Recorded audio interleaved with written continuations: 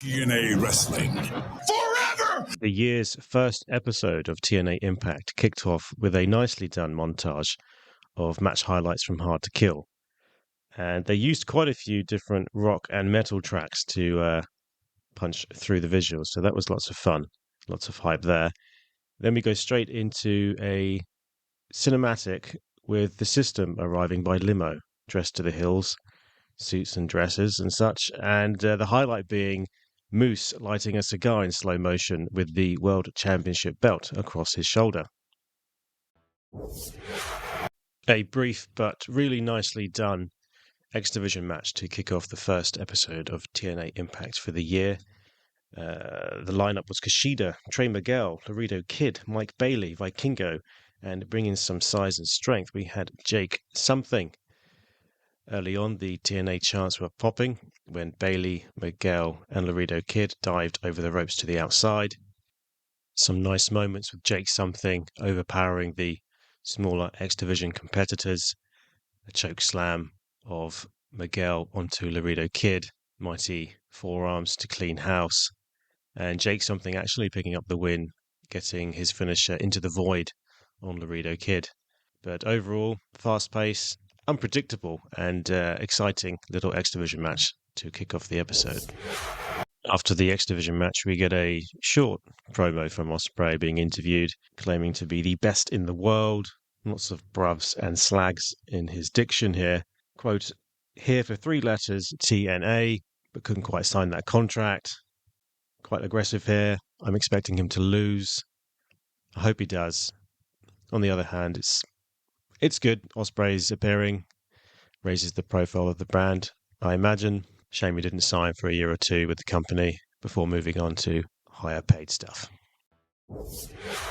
A little cinematic promo next with Ash by Elegance. Lady I can't say I'm interested in for the Knockouts division because I can't really see her squaring up to the juicy juggernaut Jordynne Grace. After meeting not Bruce Campbell in a dress, we speak with Giselle, who is congratulated by Gail Kim for accomplishing the Ultimate X victory all by herself. Giselle seems a bit patronized by this, walking away unimpressed by Gail's praise, to the bemusement of the beautiful Gail Kim. British Brookside makes her TNA singles match debut, actually defeating former champion Tasha Steelz. Certainly an above-average match. I quite liked Brookside's performance in this one. Positive for the division overall. But I do feel they have booked themselves into a bit of a corner with the juicy juggernaut Jordynne Grace. Next we had a textbook tag match with Eric Young teaming with Kazarian, fighting against the newly signed British team of grizzled young vets, debuting at the Hard To Kill pay-per-view. Chants such as "Go back to Liverpool" were heard from the crowd. Kazarian can really go. He's in fantastic shape and health, which is awesome to see.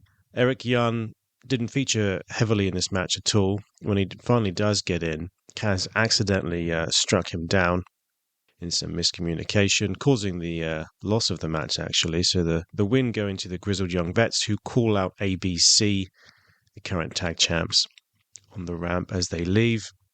But then the entertainment continues as I yelled, "Oh shit!" because Kaz goes full-blown heel and clocking. That means striking particularly hard in the face. Eric Young. It's definitely over with the crowd. Huge asshole chants, which evolved into you suck chants, and the final stage of the crowd response evolution peaking with fuck you, Frankie, fuck you, Frankie. Kaz actually hit Eric Young with his finisher Fade to Black, which I can only imagine is a Metallica reference. And they let this segment breathe as well. They didn't rush through. I was a bit surprised about the duration of the match. It was a bit brief. EY's involvement was particularly brief, but that was to make time for the heel turn, which was really well done, which was really over with the crowd. And Kaz, I did hear Kaz yell to EY as he was beating him down, "This was supposed to be my year. This was supposed to be my year." Yeah, Kaz Hill, metal fan Kaz, going heel against EY. It's going to be solid. They can both really go. Great veterans of TNA. Love it, love it, love it. just before Nick Nemeth comes to the ring for his promo time, we had a very enjoyable little moment out on the town with the system, Moose, Myers, Eddie Edwards and wife Alicia, having a toast to the new world champion Moose, who states he no longer wants to be known as the 5-star athlete or Mr. TNA, but solely known as the TNA world champion. Really enjoyed this segment. I like this slight character change in Moose. I like the vibes from the system overall. And I could imagine an X Division talent turning heel or joining the company as a heel and joining the system clique. Okay, so Nick Nemeth in a nice suit and a purple tie gets lots of love from the crowd, says that the Hard to Kill pay-per-view had an awesome vibe from start to finish and feels like he's part of something very special. Says that he's nervous and excited about being with the new TNA and respects the roster too much to simply get a title shot straight away. And then to my excitement, Steve Macklin interrupts Nemeth's in-ring promo, calling out Nemeth as a phony, claiming that he's only here to use TNA and then jump ship to go somewhere else. A highlight from Macklin being, quote, "No one will remember Nemeth. They will only ask, what the hell happened to Dolph Ziggler?"